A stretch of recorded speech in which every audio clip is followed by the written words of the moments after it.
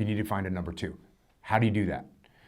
There's a couple different ways. Of course, you can go outside the organization and look for someone that has the capabilities, the resume, or you can look inside your organization.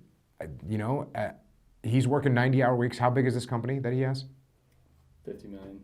How many people? Let's say 100. So he's got 100 people. He's probably got between 7 and 10 direct reports. One of those direct reports, hopefully 3 of those direct reports are ready to step up. One of them is going to step up. So, and then backfill that position with somebody that's below them and so on down the line. So if you're that overwhelmed, you need a number two. You can't do everything yourself. Figure that person out. Give them start handing them over those responsibilities. And by the way, you don't have to promote. You don't have to say, okay, you're now promoted. You can say, hey, Fred, I want you to run this thing. Hey, Bill, I want you to run this. Hey, Jessica, I want you to do this. You start to give them tasks and start to see who steps up and who can take these things off your plate. Then you can end up with a number two. And by the way, all you're doing is, while you're doing this, is formulating more decentralized command, which is good. Because if you want to be in charge of everything, you should actually try and be in charge of nothing. If you want to really be in charge of everything, what you should strive to do is be in charge of nothing. Because when you're in charge of something, you're focused on that thing. And then you're not looking up and out. Then you're really not in charge of everything. You're focused. If you're in charge of one little thing, you're in charge of one project, that's where your focus is going to be.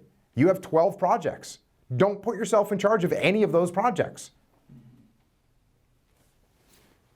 Delegate and find a number two. And we talked about a little earlier, having to trust others. You don't have to just give them everything day one. Especially if I'm very mistrusting, I've been screwed a lot. Mm-hmm. Just trying just a little bit at first and seeing how that goes. Yeah. Start off with little things and spread them out. See who steps up. See who's trustworthy. See who earns your trust. That's good. I mean, we've seen that quite a bit. Yeah. Some guys are just more than stressed out.